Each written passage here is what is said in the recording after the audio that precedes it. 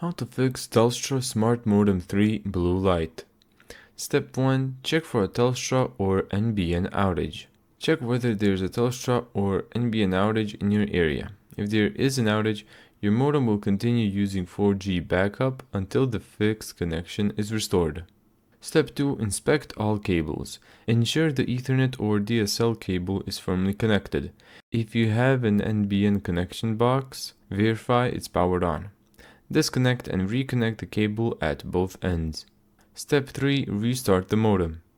Turn the modem off or unplug it. Wait 30 to 60 seconds, plug it back in, and then wait up to 10 minutes for it to reconnect. If successful, the front blue light should change from blue to green. Step 4. Check the NBN connection. If the NBN box has warning or red lights, the issue is likely with a fixed connection. If the NBN box appears normal, but the modem stays blue, test the connection in the modem interface. Open a browser, go to mymodem.com or this IP address, log in using the username admin and the Wi-Fi password printed on the modem label. Check the Ethernet or WAN status for any connection errors.